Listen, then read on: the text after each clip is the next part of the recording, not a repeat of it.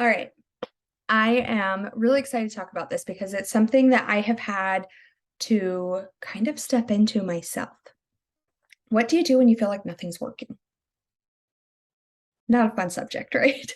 But a really important one because at some point in your artist journey, and honestly, probably more than once, you're going to have that moment where you sit down and you think, gosh darn it, I'm doing all the things. I am doing everything and nothing is working and I'm not getting any results. It's frustrating. It is. Like, let's just call it. It is frustrating to feel like you are putting in the work and you're not seeing the results that you want. That is a fact of life, right? And especially here when it's in relation to business and money. That's hard. It's something, like I said, I've personally experienced. I experienced it not that long ago. So that's why I feel really equipped to talk about this. But here's the deal. Some tough love coming your way. Number one, you are not doing everything. Nobody is doing everything. It is impossible to be doing everything. Okay? You cannot be doing everything. You can be doing a lot of things, but you're not doing everything. Second, most of the time, the work that we put in is not going to have an instant return. That's true with anything, right? When you're learning a new skill, are you immediately good at it? Probably not. Probably not. Okay. One of my kids is learning how to tie his shoes right now. He's not very good at it. He gets frustrated because he can't get it. Okay. But every day gets a little bit better. And I know that he's going to get it soon, that one day it's going to just start to happen. It's going to click and then it's going to become just like, yeah, do it. Right. It's just like riding a bike, learning to play an instrument, or learning a new language. Okay. I want you to repeat after me. I am allowed to do this wrong. I am learning a new skill. This is my growth, and I'm committed to it. Guys, you're learning and you're growing. That is a win. It might be frustrating, but it's a win. And it will come back to you. Something I say a lot to my team is that you reap what you sow.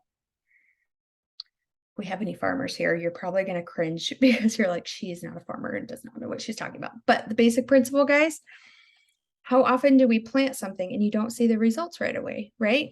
Those roots are growing and then later it starts to, poke up through the soil. I'm imagining like the little cups with when you like grew a beanstalk in first grade. It starts to poke up and then it has to keep growing and growing before it can be harvested, right? Same thing here. I'm just going to keep coming with the analogies, guys. So you're not doing everything and it takes time. Those are the main things. I'm going to give a real life example now with Saint. I personally, as I was really I had done parties and then I took a step back from them. And then I was ready to come back to them because parties are where it's at, guys. Running Facebook classes or parties, whatever you want to call them, it's where it's at. It's fun. You get to build real relationships with people, and it's a really excellent way to grow your warm market, your customer base, and eventually your team. So I was pivoting back into it, and it kind of felt like I was a new artist again. And I thought, okay, I got to go find me a hostess, right? So I started messaging my customers. And I messaged and I messaged and I messaged and I messaged a lot of people. And it took me a lot of messages to book a class. Okay. And then guess what happened? The class was a dud. Womp womp. So then what did I do? Well, I went back and I messaged and I messaged and I messaged and I messaged. And I booked another class. And that class did okay. It wasn't like my best class ever, but got some sales. Felt pretty good about that, right? So what I'm saying here is we don't want to just focus on the end result, but if you come to me, if you come to your upline and you say, I have done everything and nothing is working, we're going to ask you what you have done specifically. Okay. We're going to get on a call with you. We're going to pull up your back office and we're going to have you message every single customer there. We're going to tell you to go message the women in your life and ask them to host a class. You might have to beg a little bit. Sometimes that's where you're at. Go find someone you trust. Ask them to host for you. That's the cold hard truth of it. You just keep going.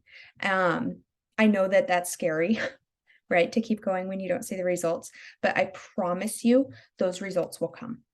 I have seen it so many times for myself, and I've seen it dozens more times in my team. When you show up and you consistently show up for yourself in this business, you will get a return for your work. It may take 3 weeks, it may take 3 months, it may take a year. It's up to you if you're going to keep going. Okay.